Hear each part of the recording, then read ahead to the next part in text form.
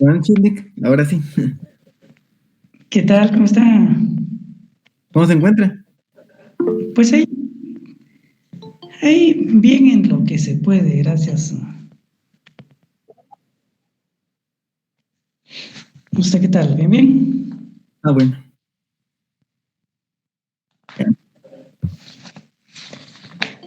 Todo muy bien, Nick. Muchas gracias, todo tranquilo. Me parece.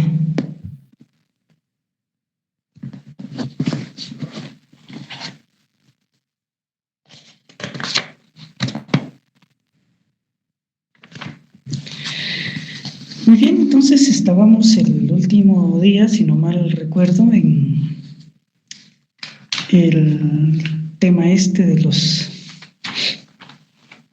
orígenes de la revolución industrial, ¿verdad? Y estábamos, entre otras cosas, hablando de las condiciones que de alguna manera permitieron digamos,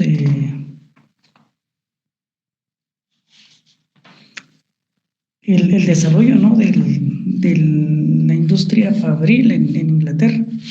Y quizá aquí sí valdría la pena mencionar, por ejemplo, que en todo caso, digamos,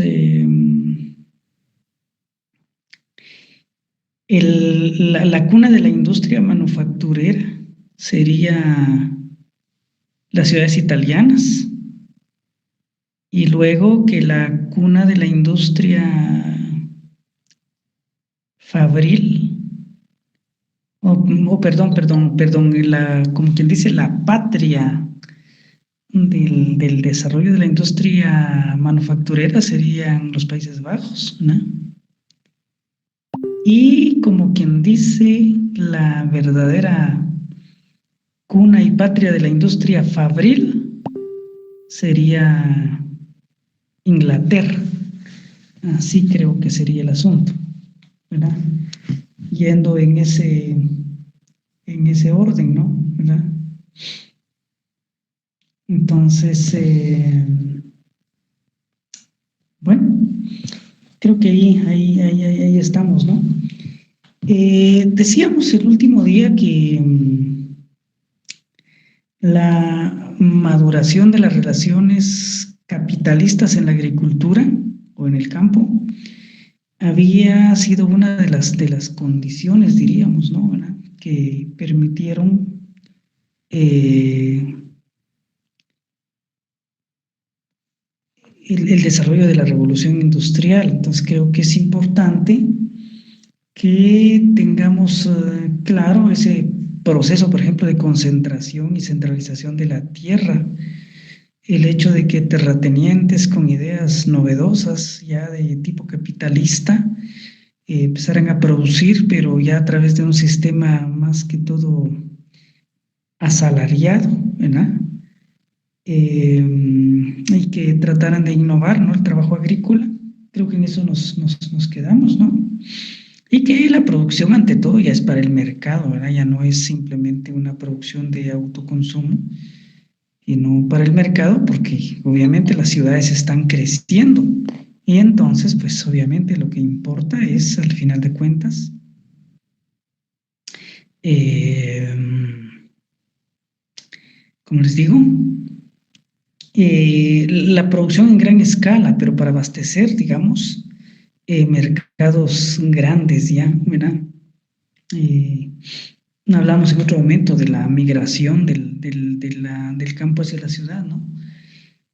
Y el segundo elemento que mencionábamos, compañeros, el segundo elemento es, dijimos, el desarrollo de una industria artesana con relaciones, digamos, de trabajo asalariado capital, Quizá esto se oiga así como un poco cantinflesca, si ustedes quieren, pero de lo que estamos hablando aquí en todo caso es que se desarrolla una industria artesanal, doméstico-artesana, creo que sería lo más adecuado, con relaciones salariales de alguna manera y en donde el trabajador, digamos, manufacturero es todavía un campesino, pero que divide su tiempo, diríamos, en un trabajo puramente de campo y en otro trabajo, ¿cómo les digo? En otro trabajo artesanal, si ustedes quieren, pero artesanal manufacturero. Y eso lo vincula de alguna manera al capital de las ciudades, al comerciante. Bancos no existen todavía en el estricto sentido de los bancos, pero hay una vinculación del trabajador. Por eso se habla de relaciones de trabajo asalariado, capital, a pesar de que estamos hablando de todavía un campesino, alguien que todavía tiene su tierra, pero que, tomando en cuenta que el proceso productivo en la agricultura, como ustedes saben, no es un proceso, digamos, continuo. Entonces, en épocas en las que no, ¿cómo les diría? No se trabaja en el campo, se aprovecha para hacer algún otro tipo de producción, solo que no la estaría haciendo por su cuenta, sino por encargo de un comerciante de la ciudad que le encarga un trabajo manufacturero y que sobre esa base, pues bueno, entonces él produce y al final de cuentas por un salario. Es decir, estaría viviendo de lo poco que podría producir en la agricultura, pero estaría subsistiendo también de un pequeño y miserable salario seguramente dado por el trabajo, podríamos decir, a destajo, ¿verdad? Que estaría haciendo para un manufacturero o comerciante, digamos, de la ciudad, ¿no? Entonces, aquí la cuestión está que se da el surgimiento, digamos, de pequeños o medianos empresarios, ¿verdad?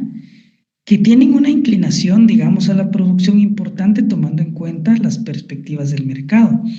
Pero evidentemente este tipo de empresarios tampoco pueden o están en capacidad, podríamos decir, de mantener un gran taller manufacturero en la ciudad y por lo tanto prefieren encargar ese trabajo a campesinos que a la vez son artesanos, los cuales por un pequeño mínimo salario pues realizarán ese trabajo, venderán y le darán las cosas al pequeño o mediano empresario y por supuesto, las venderá en el mercado y se generará importantes y significativas ganancias, ¿no?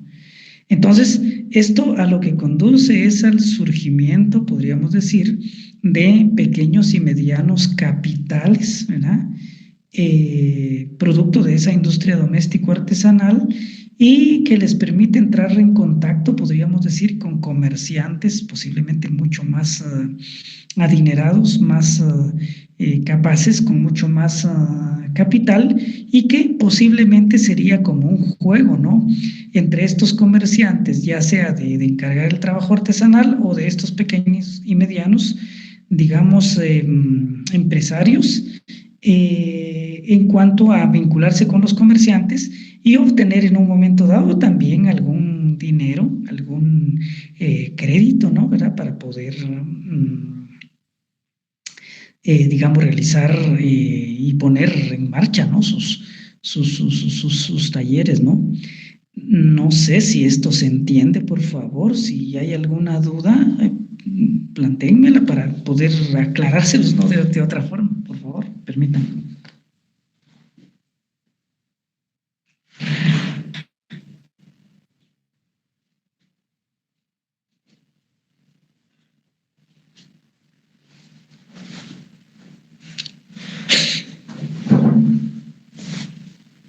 Bien, compañeros, ustedes me dicen.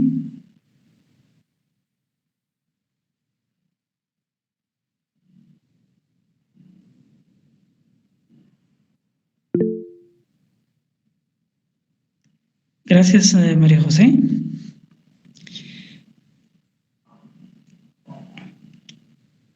¿Los demás compañeros? ¿Está claro? Sí, licenciado. Ok, Herbert. Ángel, dígame. Oh, muy bien. Excelente, compañeros. Bueno, también Ángel dice que está claro. Entonces, sí, por favor, con esto, tal vez nada más, ¿no? Gracias, compañeros. Tal vez nada más entender, ¿no? ¿Verdad? Que el productor industrial no surge así como de manera directa del comerciante, sino que el comerciante puede en un momento dado financiar, prestar su dinero a otros empresarios, pequeños o medianos, que se van a encargar directamente de la producción propiamente. ¿Cómo lo hagan? Ese es pues problema del pequeño o mediano empresario. Y podríamos decir entonces que la base del productor industrial, al final de cuentas, no está en el comerciante directamente, porque no es él el impulsor de la industria y de las fábricas en sí. Aunque él dé dinero, aunque él preste, dé los créditos, al final de cuentas la base del pequeño o del empresario industrial fabril estará justamente en estos pequeños empresarios y en el trabajo de esta gente, mitad campesinos, podríamos decir, mitad asalariados, que en todo caso trabajarían seguramente a destajo, ¿no? Trabajarían por producto realizado, y esto pues sería lo que generaría importantes beneficios, importantes ganancias a ese pequeño o mediano, digamos, de empresario, que inicialmente no cabe duda que era manufacturero, pero que con el correr del tiempo, pues obviamente dio ese salto hacia convertirse en un empresario ya fabril en la medida que la tecnología lo permitió, ¿verdad? Muy bien, compañeros, tenemos entonces 16, 17, 18, 19, 20, 21 creo que teníamos.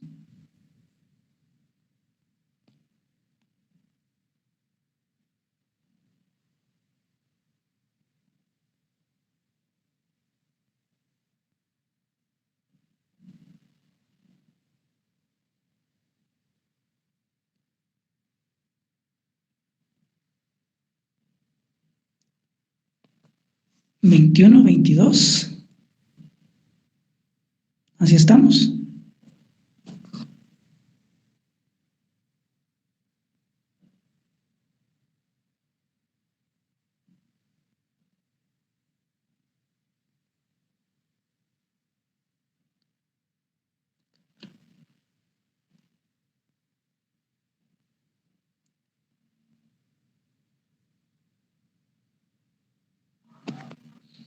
¿21? Creo que todos habían ya seleccionado sus temas, ¿verdad? Para efectos de su trabajo, si no me dicen luego. Bueno, habiendo quedado claro entonces este tema del desarrollo de la industria artesana con relaciones de trabajo, salario, capital, esto ocurriría, compañeros, más o menos en el siglo XVII y digamos que siglo XVIII, principios del siglo XVIII. Y sobre esa base, creo yo, estaría ya el desarrollo de la industria ya fabril, ¿verdad? Luego, el otro elemento, la otra condición, se recuerda que hablamos de 3 condiciones cuya maduración permitirían el desarrollo de la revolución industrial en Inglaterra. El otro elemento sería, compañeros,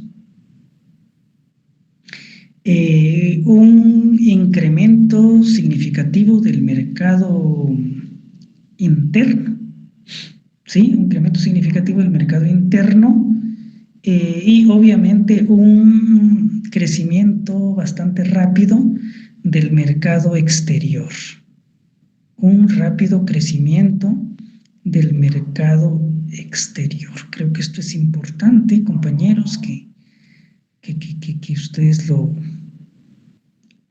tengan así como clarito, ¿no? ¿Verdad? Entonces, yo creo que aquí en relación al mercado interno y externo, pues no hay mucho que decir, al final de cuentas, esto no es más que consecuencia, diríamos, de las dos condiciones anteriores, ¿no? ¿Verdad? ¿Cómo no va a desarrollar un mercado interno y externo Inglaterra si prácticamente elimina a Francia y a Holanda de la escena, digamos, económica? No es que los sustituya del todo, pero los relega a un segundo plano.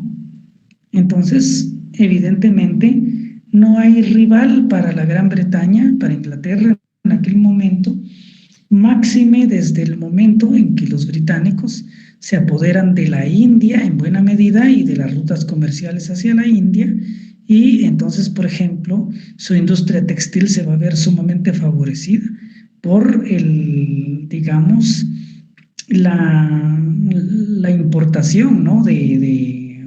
¿Cómo les diría? De algodón de la India, ¿no?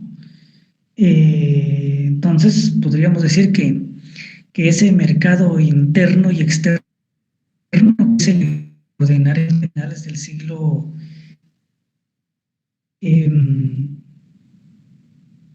digamos, en 17, crecen ya incontrolablemente, diríamos, a mediados del siglo XVIII, ¿no?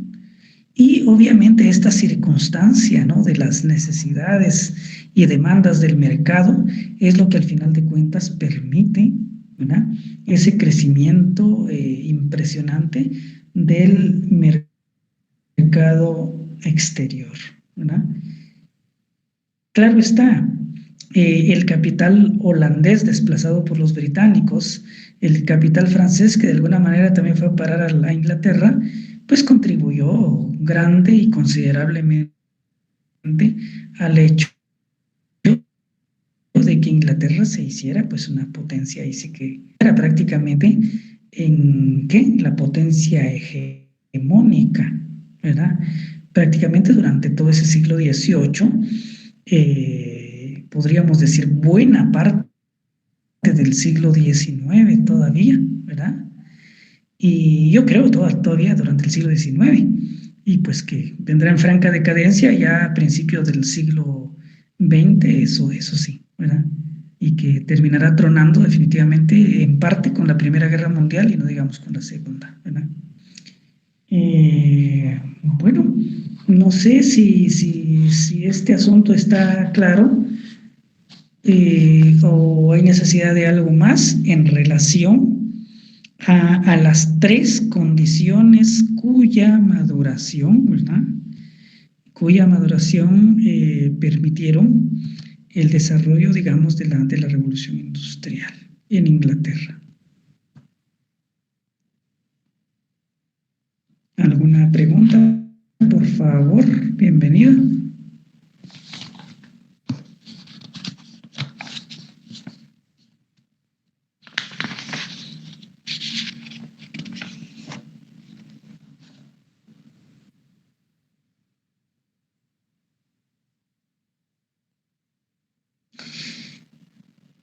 Claro que sí, los repito así como ya solo para sintetizarlos. Dije en principio, el primero, el desarrollo de relaciones capitalistas en la agricultura o en el campo. El desarrollo de relaciones capitalistas en la agricultura o en el campo, como lo quieran poner. Luego, el desarrollo de una industria artesanal con relaciones asalariado-capital, ¿verdad? El desarrollo de relaciones, el desarrollo de una industria artesana o doméstico-artesana, si ustedes le quieren poner de esa manera, con relaciones de alguna manera salariales, a pesar del trabajo artesanal y agrícola que el campesino artesano realizaba. Entonces, desarrollo de una industria doméstico-artesana con relaciones de trabajo salarial capital. Y luego la otra, el desarrollo creciente, significativo,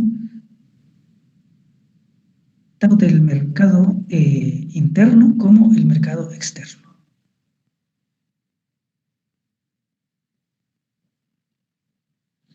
Eso fue, Ariel, no sé si logró captar eso. Y tal vez dentro de todo esto, otro elemento importantísimo sería el hecho de que mucho de ese capital, pero especialmente ya en el siglo XIX, y podríamos decir con la realización de los procesos de independencia, ese capital empieza a llegar en cantidades extraordinarias a los nuevos paisitos, a los países que van surgiendo pobremente en América Latina. Eso es importante. A estos países atrasados, a estos países emergentes que pues nacen pobres, unos más que otros, por supuesto, ¿verdad? Y que se verán obligados definitivamente a crecer, o no a crecer, ¿verdad? A subsistir, mejor dicho, a través del capital extranjero. Por final de cuentas, que yo sepa, ningún país de América Latina logró desarrollar y despegar el extranjero, especialmente la Gran Bretaña.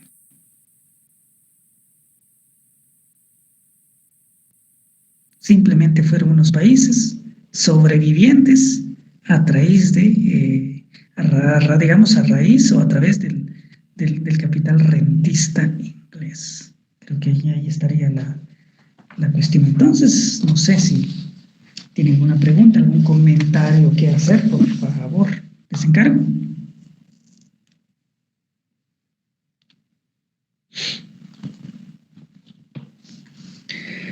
Licenciado, disculpe. Sí, dígame, Ángel. No sé si hay alguna, digamos, relación con la cuestión del desarrollo de la industria artesanal doméstica, como usted lo comentaba, ¿verdad? Pero no sé si hay alguna, digamos, vinculación con los gremios de artesanos para la revolución industrial. No sé si se puede agregar algo sobre ello o no hay nada que ver ahí. No, yo diría que los gremios de artesanos son definitivamente instituciones económicas u organizaciones económicas más propias, podríamos decir, de relaciones precapitalistas, ¿verdad?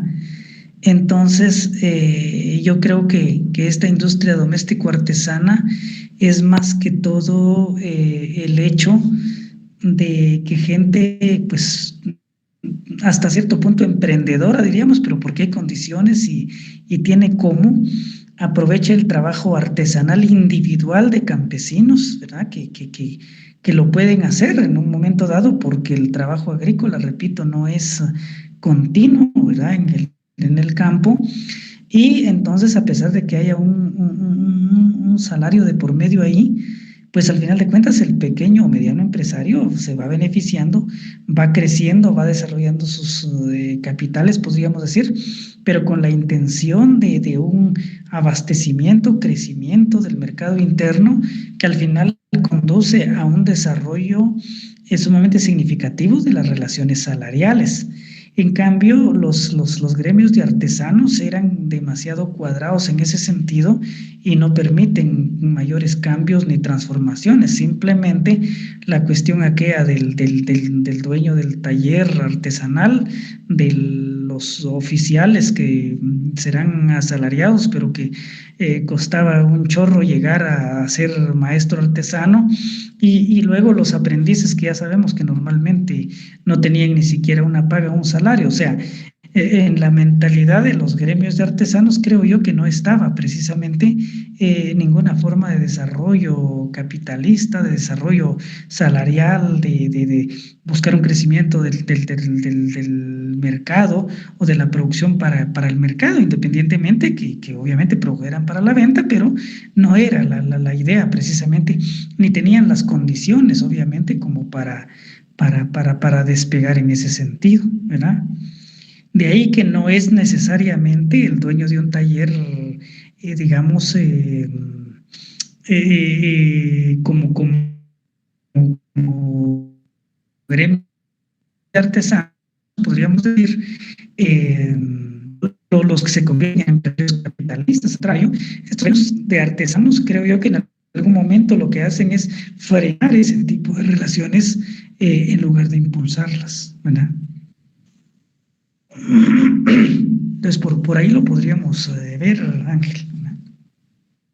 Ok, gracias, licenciado. Es que tenía esa duda, ¿verdad? Si había relación o algo así por el estilo, ¿verdad? Pero ya me lo aclaró. Gracias, licenciado. Bueno, no, para servirle, Ángel, con gusto. ¿Alguna otra cuestión, compañeros, compañeras, por favor?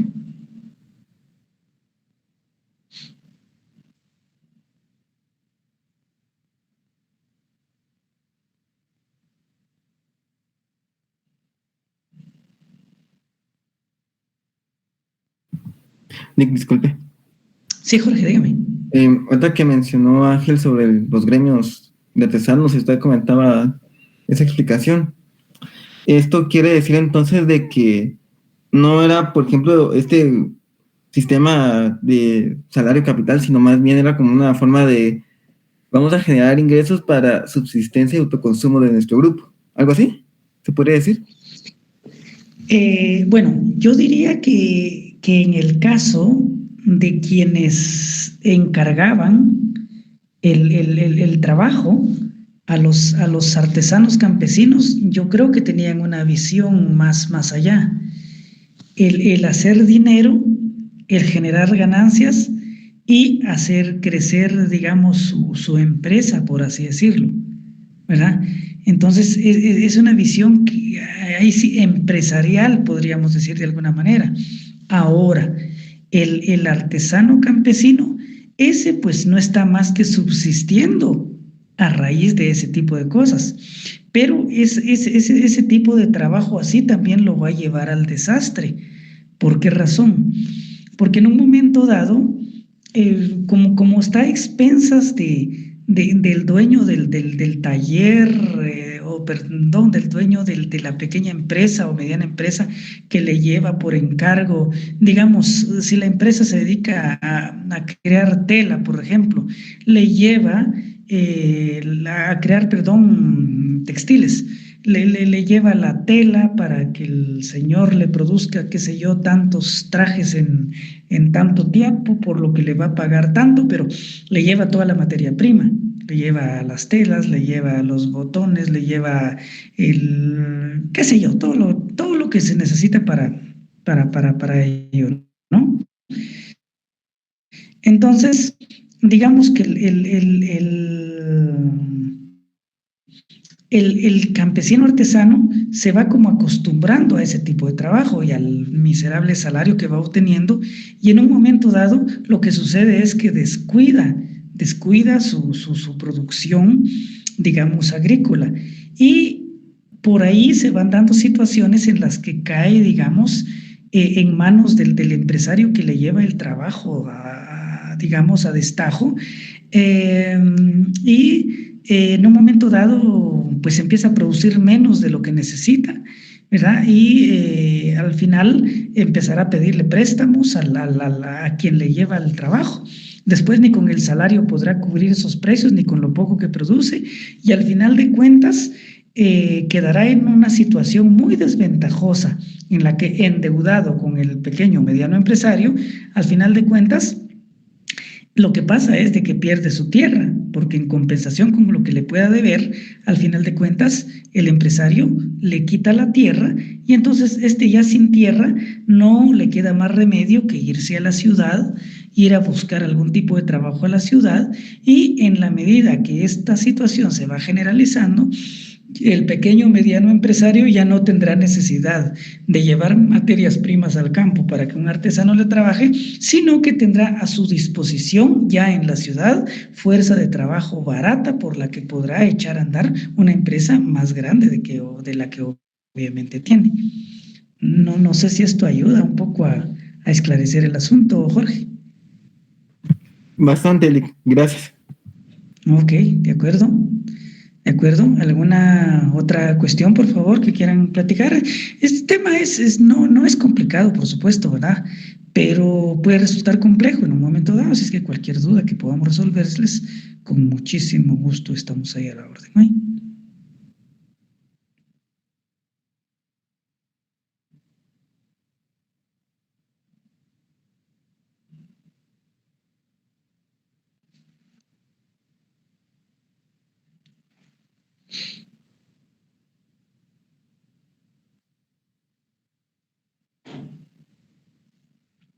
Bueno, ¿estamos bien hasta ahí, entonces?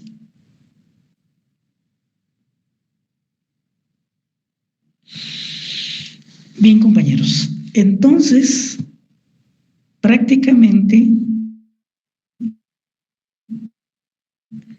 cuando se lograron desarrollarse finalmente y la producción en masa y para el mercado es más que necesaria, entonces pues sucede lo que ahí sí que tenía que pasar, ¿no? El empezar a generar desarrollos tecnológicos hasta donde fuera posible. Y de ahí, pues ustedes ya saben, evidentemente, toda la maquinaria que se fue aún todavía manejada por fuerza de trabajo humana, diríamos. El caso, por ejemplo, de la lanzadera Kai, ¿verdad? En 1733, que sería como un primer paso para eso. Por ejemplo, la invención de la máquina de agua de Arkwright, ¿verdad? La famosa hiladora Jenny, ya a la altura de 1765 de Hargreaves, ¿verdad? O Hargreaves. Y la famosa máquina mula de Crompton, que ya incidía en la producción, digamos, en generar el triple de la producción normal, ¿verdad? Y el famoso telar mecánico, que si me preguntan cómo funcionaba, les voy a quedar mal, que se menciona de Cartwright en 1785, que dice que producía ya lo de 40 obreros, imagínense ustedes. Aquí habría que ver si estaba impulsado todavía por energía humana o ya se había dado una aplicación, digamos, de la máquina de vapor, ¿no? ¿Verdad? Entonces, pero claro, en todo esto tiene que ver el invento más grandioso, más significativo y más importante, indudablemente, de la época. Y ustedes saben cuál es, por supuesto, ¿no? ¿Alguien me lo puede decir?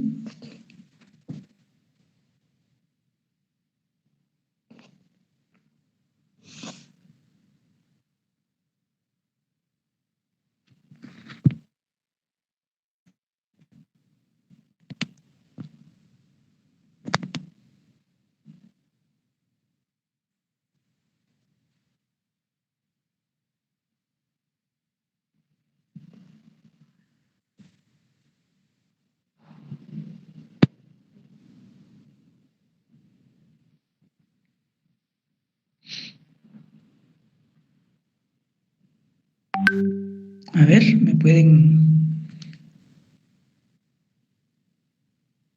pueden mencionar, por favor? ¿De qué invento estamos hablando?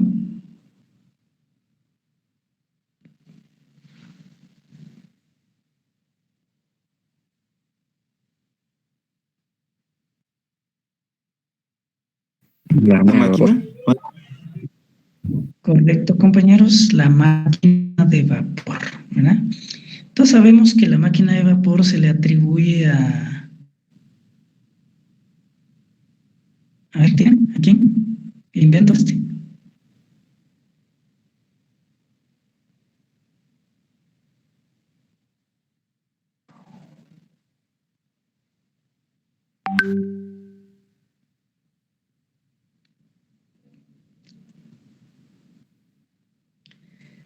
Bueno, por favor recuerden, el invento inicialmente, al parecer es, sí, correcto, James Watt, ¿verdad? James Watt, gracias Ariel.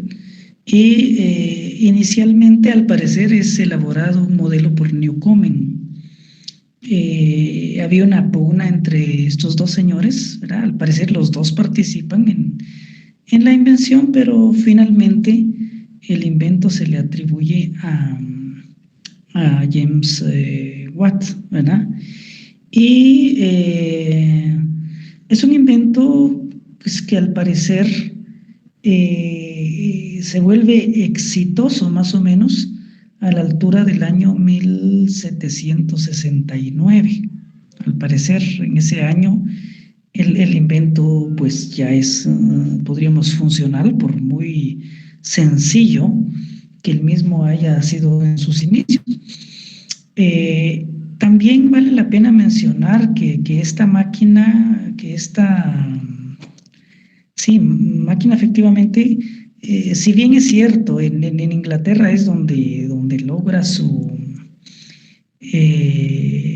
realización, ¿no? ¿Verdad? Donde logra hacerse un modelo plenamente funcional, no significa que no hayan habido otros intentos. Hubo intentos en Alemania, en Francia, en la misma Rusia, ¿verdad?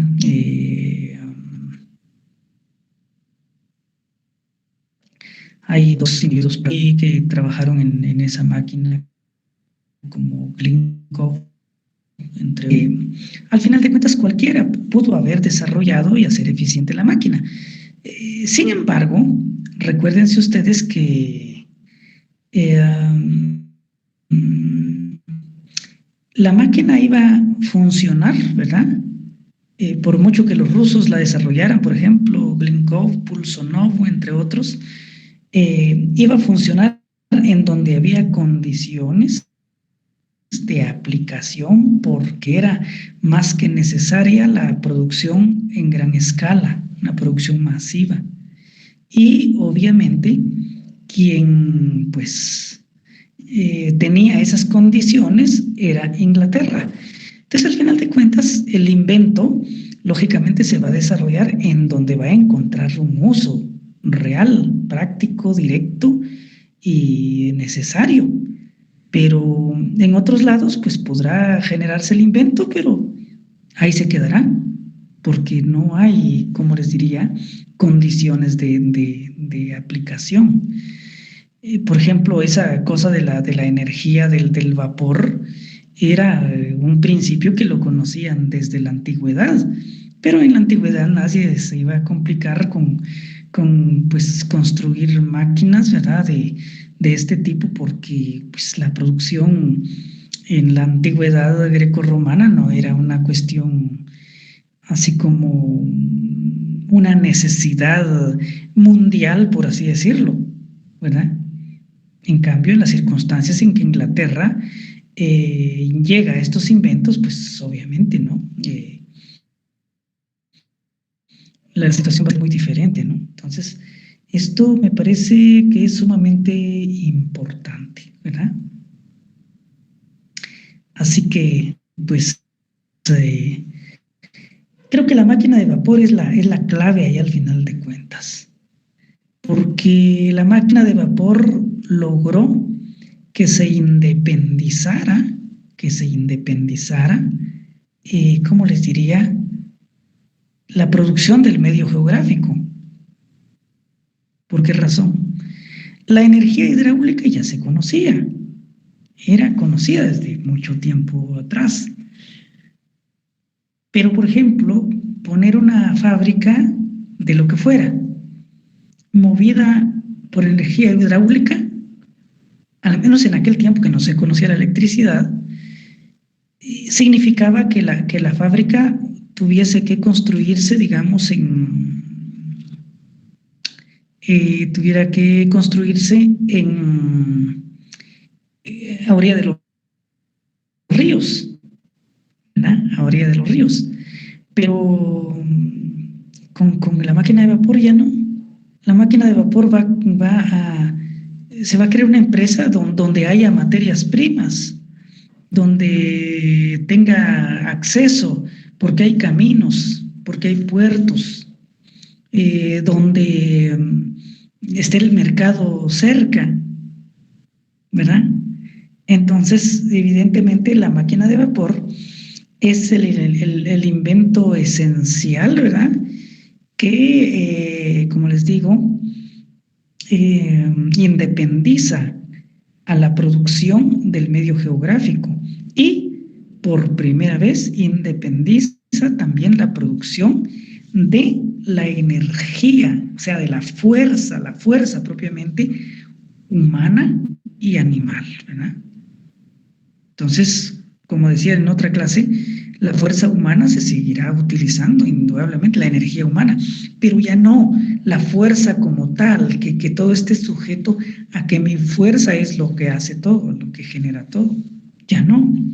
Es cuestión de manejar herramientas, de manejar cosas, pero ya mi fuerza como tal no va a ser la base de la creación de la energía, ¿verdad? No sé si ahí estamos bien, compañeros.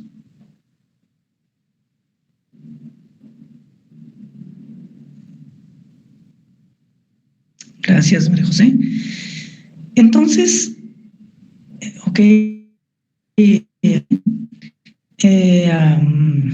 Vean,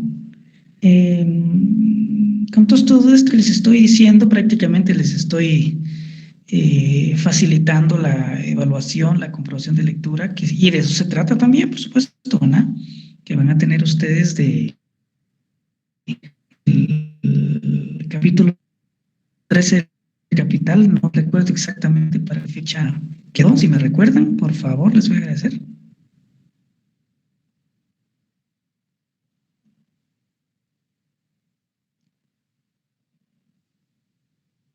Miércoles 28. Muchas gracias, María José, muy amable.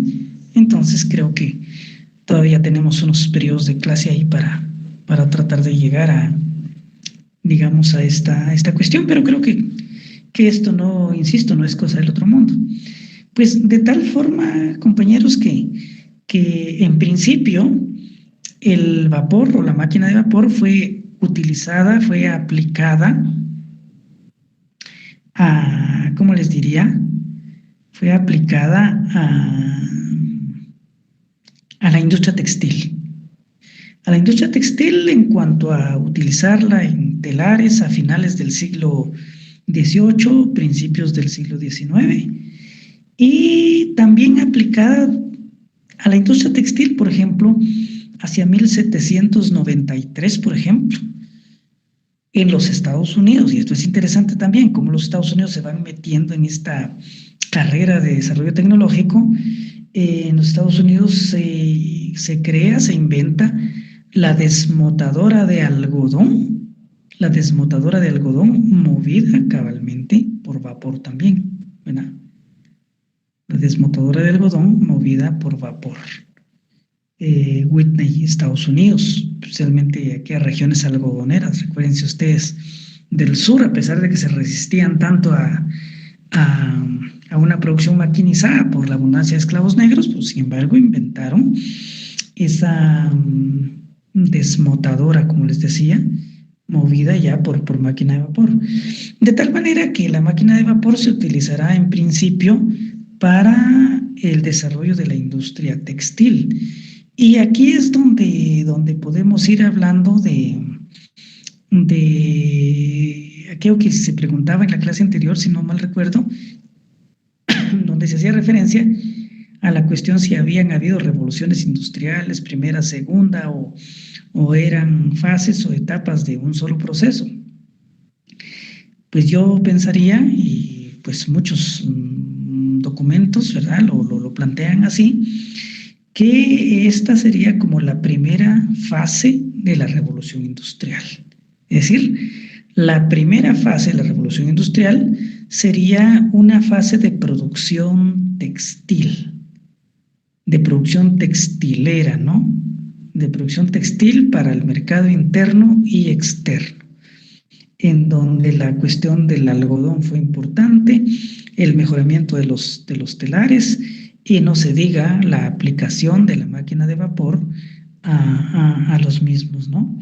Entonces, podríamos hablar posiblemente de una primera fase de la revolución industrial que iría posiblemente de aproximadamente del año 1800, 1700 diríamos, muy aproximadamente 1760 podríamos decir, 1760 a 1830 muy aproximadamente. Podría ser desde el 50 hasta el 40 si ustedes quieren, pero yo pensaría en términos muy aproximados este proceso más o menos de 1760 a 1830. Estaríamos hablando de, ¿qué les digo? Unos 70 años aproximadamente, ¿no? ¿Verdad?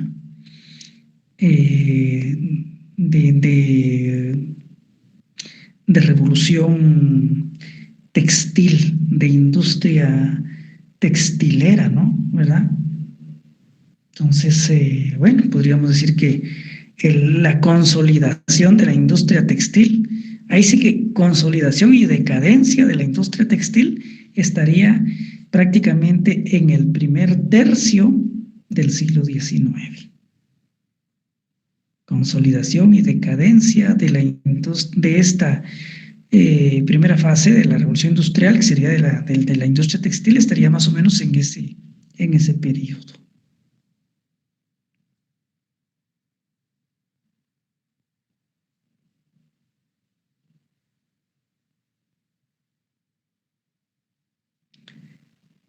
Bien, no sé si estamos bien ahí. ¿Vamos bien? ¿Ustedes me dicen? Sí, todo claro ahorita, licenciado. Gracias, Ángel. Muy amable. Gracias, María José.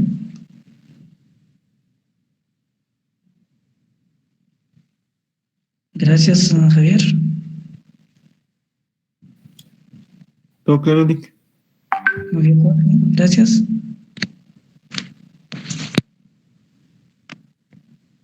Gracias, Lenda. Muy amable.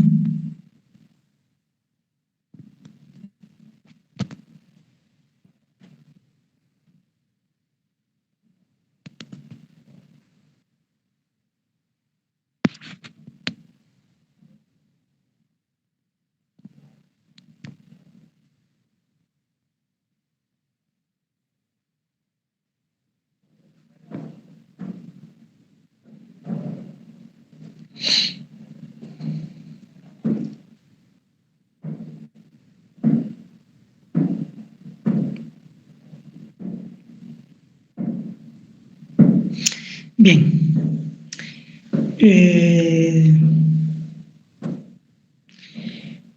¿Cuál será el problema de la industria textil? ¿Qué es lo que da lugar a un nuevo impulso de esa revolución industrial?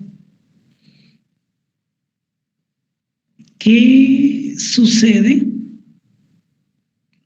por lo que podríamos decir a partir de 1830, 40 aproximadamente, hay como un nuevo paso, por así decirlo,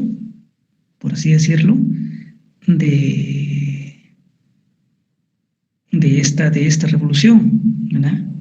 ¿Qué es lo que sucede ahí? ¿Qué es lo que ha pasado realmente?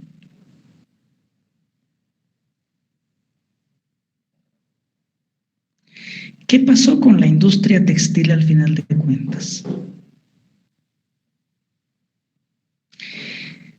A la industria textil le pasa, pues lo que le pasa al capitalismo en épocas en que no se controla la producción. Y mucho menos en aquel momento en que la producción era, ¿cómo les diría? Son los inicios de una producción masiva de la industria, en donde lo que importa es producir todo lo que sea posible, ¿sí? Sin determinar cuánto necesita el mercado, qué necesita el mercado, si realmente hay capacidad adquisitiva, si todo lo que se produce va a ser adquirido, etcétera, etcétera, etcétera. Entonces, viene la primera crisis, la primera gran crisis del capitalismo. ¿Y cuál es esa crisis? Simple, la superproducción de mercancías en el plano textil. Se empieza a producir tanto que al final de cuentas se saturan los mercados. Y ustedes saben lo que esto implica, ¿no? Saturación de mercados, lógicamente, baja de precios, baja de salarios, posibles quiebras, crisis. No iba a ser la primera ni la última en el capitalismo. Y creo que todavía faltan algunas otras y seguramente muy importantes que posiblemente den lugar a la desintegración de este sistema, ¿no? Eso yo seguramente ya no lo voy a ver, pero ustedes posiblemente sí, ¿verdad? Entonces,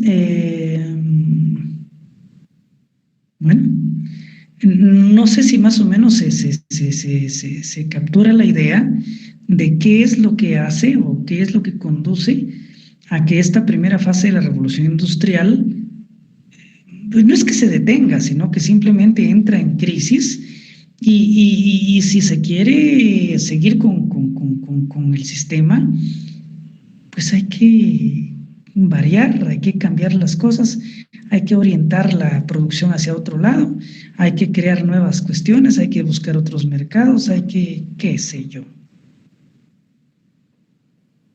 No sé si reitero, repito, hasta ahí estamos bien, por favor, me dicen.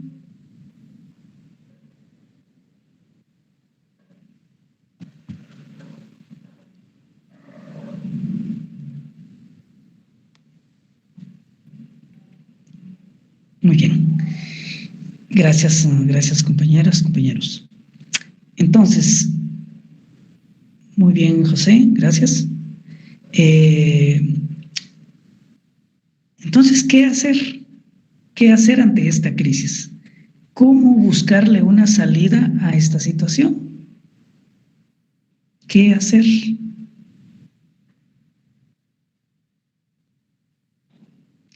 ¿Qué hacer ahora con tanto capital acumulado y sin posibilidades de seguir invirtiendo en la industria textil? A ver.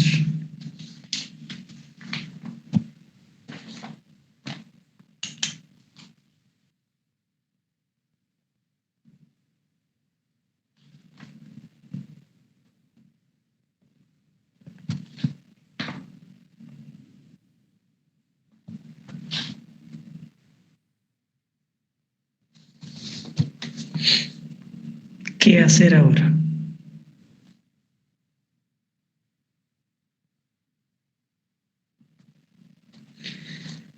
Tenemos 21 estudiantes, ¿verdad? O 22, me dijo.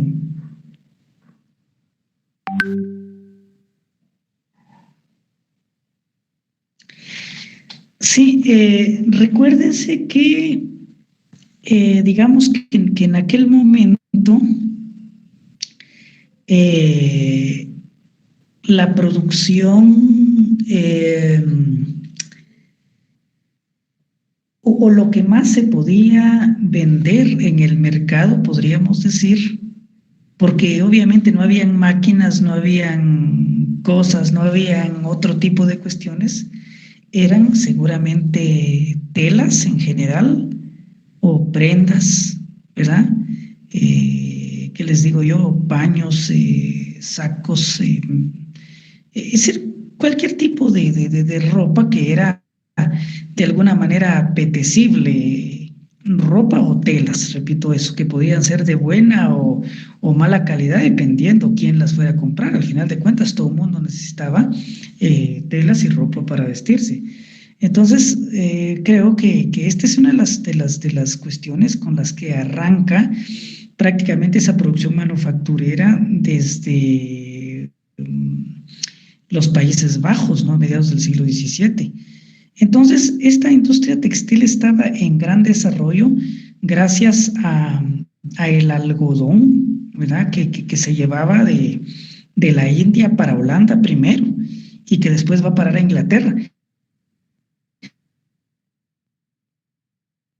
Textil es una de las primeras cosas que avanza y que hace incluso, ¿verdad? Que por ejemplo, muchos campos o digamos, feudos en época todavía de feudalismo o algo que quedara de ello, e incluso se fueron desplazando porque se requería más de la producción de ovejas por la lana que justamente servía para esa industria textil. Entonces podríamos decir que como que en un primer momento, un primer producto así de consumo masivo que se va generalizando para las diferentes latitudes del mundo hasta donde se conoce en aquel momento, pues es justamente son los textiles. Entonces, en realidad, en principio lo que interesa es producir digamos, lo textil, independientemente de que fueran telas nada más, o sea, o productos puramente ya manufacturados, derivados de lo mismo, para abastecer mercados internos, externos, etcétera, etcétera, etcétera. Entonces, pero todo eso tiene un límite, pues, ¿verdad? Es decir, quiénes van a comprar telas, quiénes van a consumirlas, o sea, al final de cuentas, no se puede producir más allá de lo que el mercado necesita o el mercado demanda. Y ciertamente se necesitaba mucho, pero con el surgimiento de la maquinización se llegó a producir mucho más de lo que se necesitaba. Y ahí estuvo el problema, ¿verdad? de la crisis. Pero esa entendería yo que es la razón de por qué los mercados requieren en principio de esta producción textil que se ve de alguna manera vinculada a esta cuestión, digamos, del mercado externo, especialmente por digamos, la inclusión del algodón, ¿no? Como materia prima y que en todo caso, al final de cuentas, va a desplazar, podríamos decir, hasta cierto punto, a esa industria puramente lanera, ¿verdad? Que era lo que más se daba en Europa, en ausencia, digamos, del algodón propiamente. Entonces, por ahí lo vería, ¿verdad? No, David, no sé si estamos ahí, pues, más o menos bien. Ok, David, muy bien. Entonces, ahora seguimos con la pregunta. ¿Qué pasó? O sea, ¿qué resultó de toda esta crisis de la industria textil? Porque ya dijimos, se produce más de lo que se consume. Y entonces, ¿qué hacer con los capitales acumulados? ¿Verdad?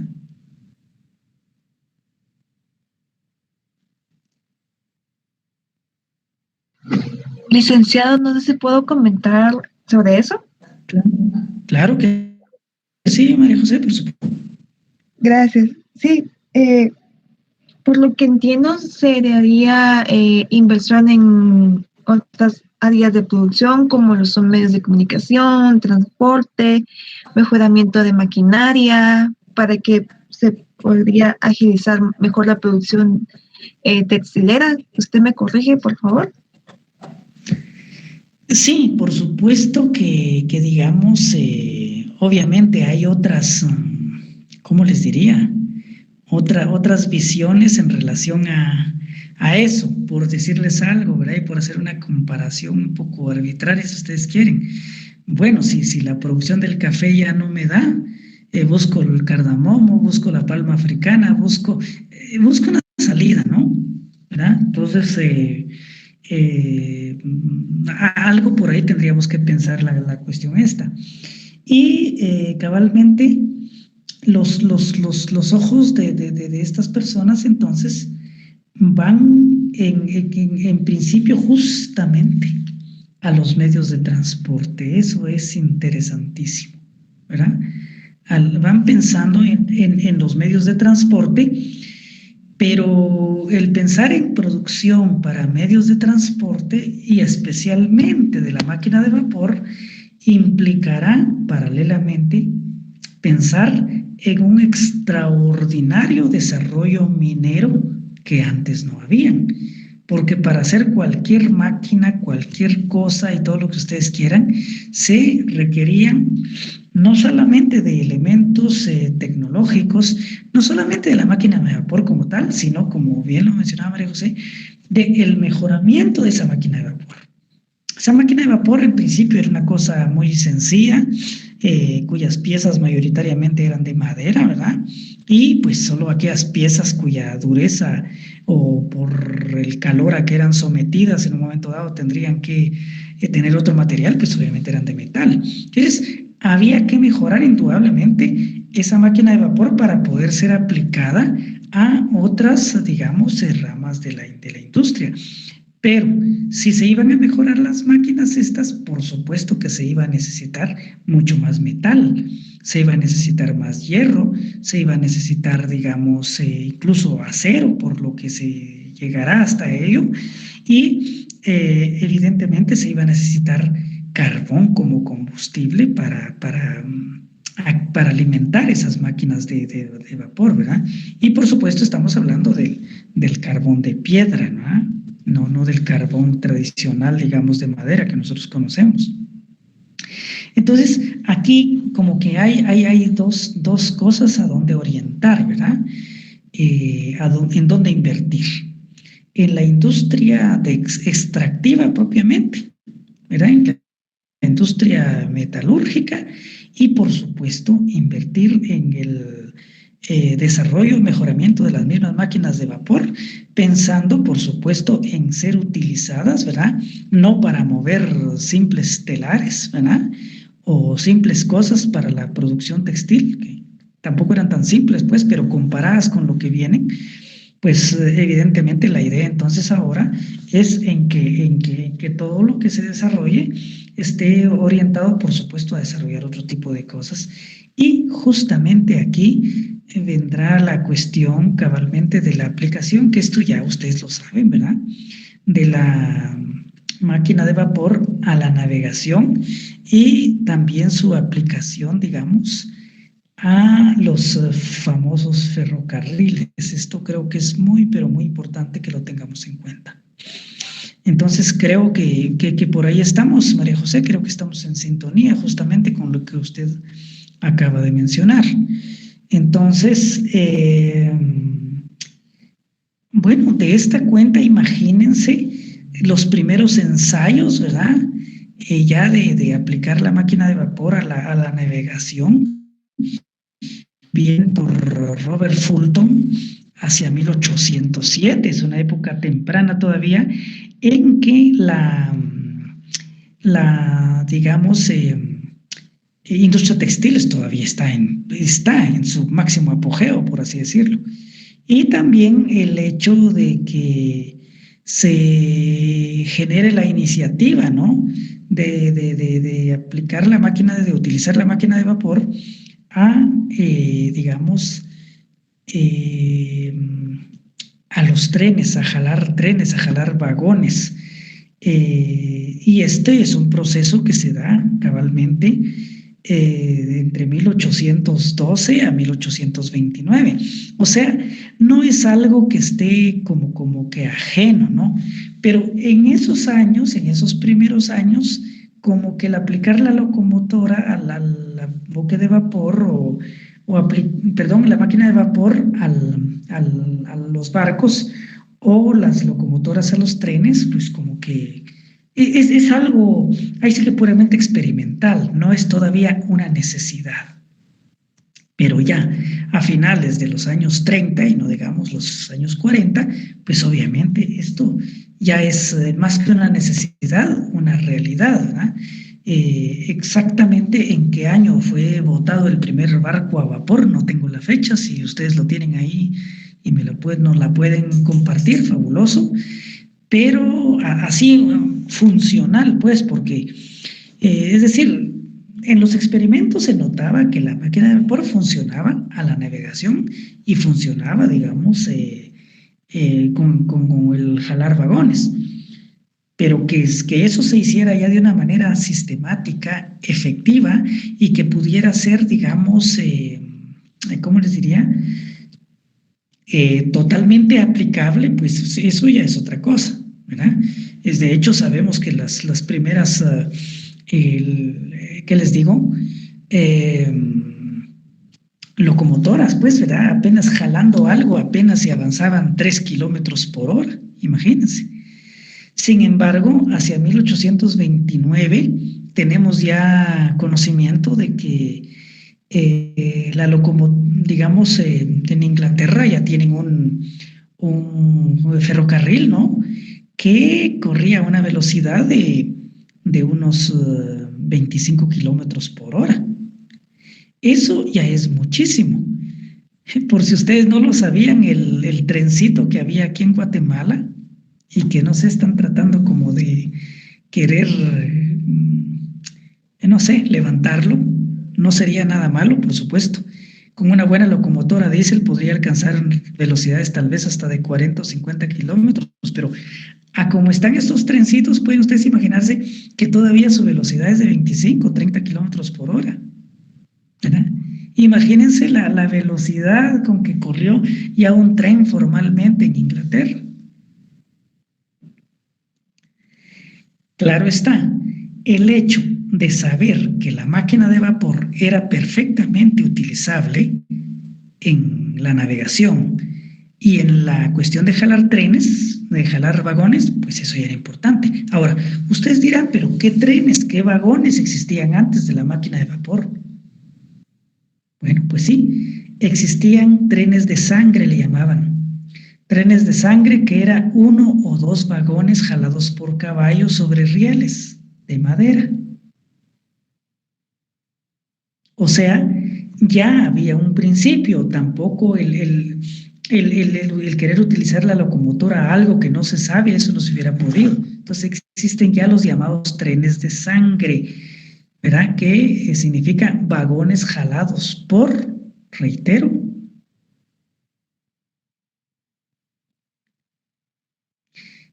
caballos.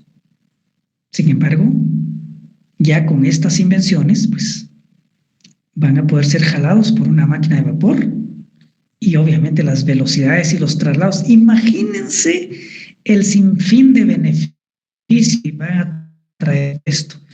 Y por supuesto, las importantes y significativas inversiones que por supuesto se iban a dar, digamos, de capitales ahora, no solo en este tipo de industria, sino también en, ¿cómo les diría? En la industria extractiva, en la industria minera.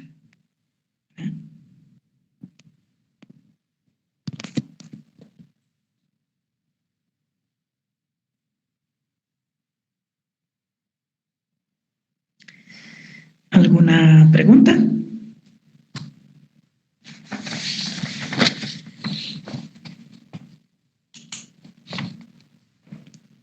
Hoy asistieron María José, 21 o 22, usted me dice, porfa. 21, licenciado. 21, muchas gracias. Muy, muy amable. Bueno, pues creo que ahí estamos entonces, ¿verdad? No sé si alguien faltaba de armar su grupo, por favor, o de decirnos el tema. Me imagino, María José, que ya la mayoría de compañeros pues le enviaron, ¿verdad?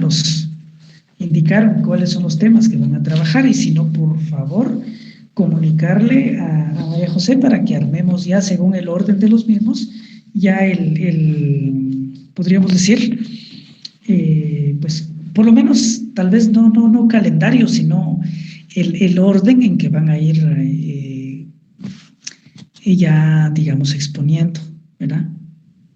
Por favor. Sí, licenciado, le comento, solo faltaría el compañero Bernardo, y César. Son los únicos 3 que faltarían para exponer de un tema, ¿verdad? Sí. Vaya, perfecto.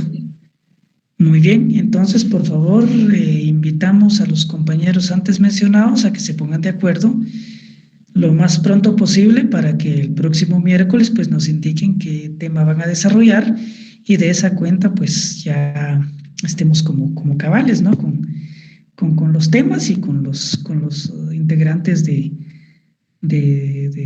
curso, ¿verdad? Que están llevando el curso de Universal 5, así que pues bueno. No sé si hay alguna pregunta al respecto, solamente invitar a los compañeros que hacen falta de que nos indiquen o que le indiquen a María José el grupo y el tema que van a trabajar, siempre y cuando no se repita con los que ya están, ¿verdad? Porque creo que ahí no sería conveniente eso, solamente que se busque un tema diferente, ¿verdad? Y creo que ahí vamos, ¿verdad? Entonces, creo que con los demás compañeros no hay ningún problema, ya se estableció esto. Así es que, pues yo lo iría dejando acá. Entonces, si no tienen alguna pregunta, algún comentario o alguna otra cuestión que plantearme, por favor.